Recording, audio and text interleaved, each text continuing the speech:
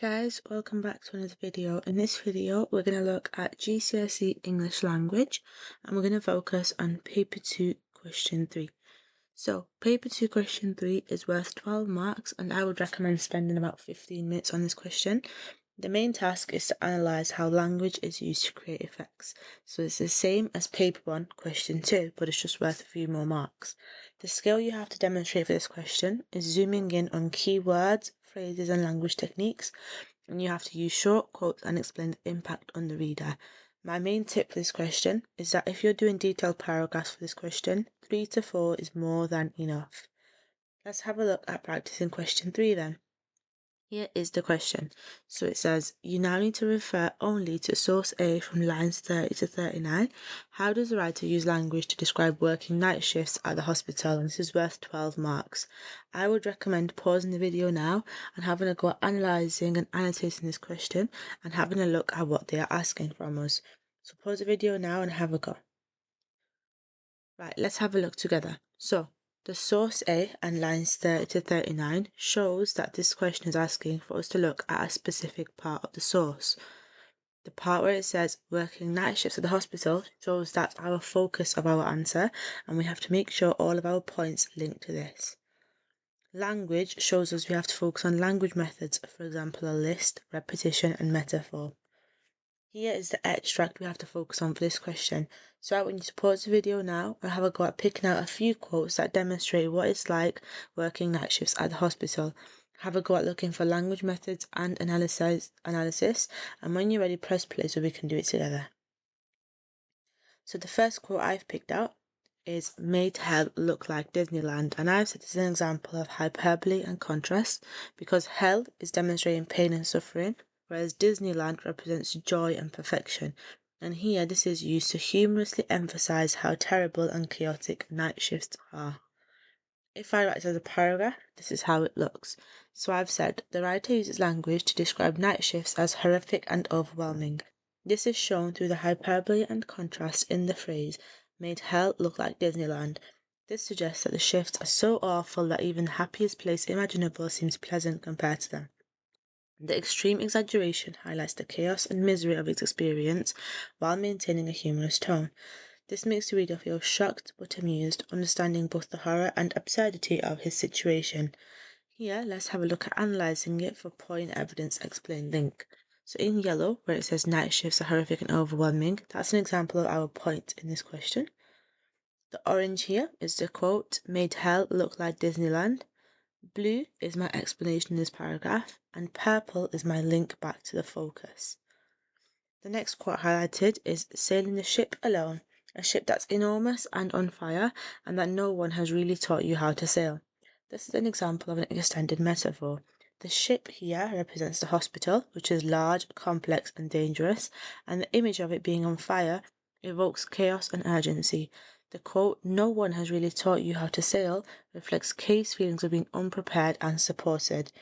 Here, this metaphor is vividly used to communicate his fear and responsibility, and it helps readers to imagine the overwhelming situation. If we add as a paragraph, it says, the writer uses language to describe his experience as chaotic and frightening. This is shown through the extended metaphor, sailing the ship alone, a ship that's enormous and on fire, and that no one has really taught you how to sail. This suggests that Kay feels out of control, unprepared, and surrounded by danger. The burning ship represents the hospital, large, unpredictable, and difficult to manage. This makes the reader feel sympathetic and anxious as they picture him struggling alone in a dangerous and stressful environment. Pause the video now and have a go at analysing this paragraph for points, evidence, explain, link. And when you're ready to have a look, press play. Right, so here in purple I've highlighted the point of it being chaotic and frightening. In pink is my extended metaphor evidence quote. In orange is my explanation. And lastly in yellow is my link back to the focus. The next quote I highlighted was one man, mobile, essentially untrained A&E department, which is an example of listing and irony. Here, one man suggests isolation, whereas mobile implies he's constantly moving without rest. The poet untrained, which is ironic because although he spent years studying, he still feels unprepared in the situation, and here the humour is used to mask the serious criticism of how young doctors in this situation are overworked and under-supported. If we write to the paragraph, it says, the writer uses language to describe himself as isolated and unprepared. This is shown through the irony and listing in the phrase, a one-man, mobile, essentially untrained in any department. This suggests that K is doing the work of many people alone, while the ironic tone shows how ridiculous it is that a junior doctor has so much responsibility. The list of adjectives exaggerates the scale of his workload, and this makes the reader feel sympathetic and concerned, recognising how unfair and demanding the job is. Pause the video now and have a go at looking for point, evidence, explain, link, please.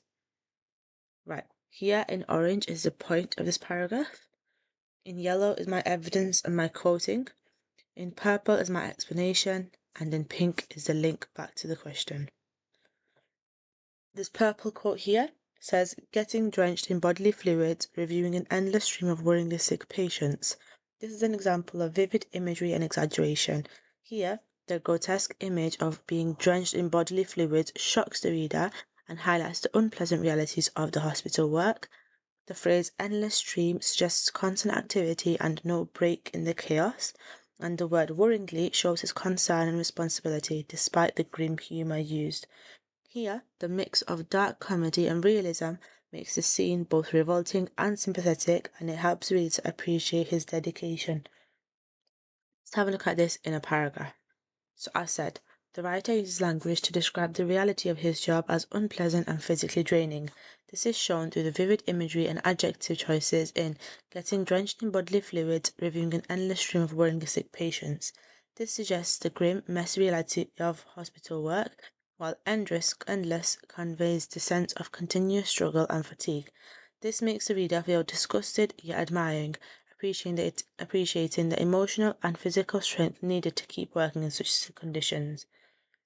Here in pink, I've put the point. In yellow is my evidence. In blue is my explanation. And in green is my link back to the question.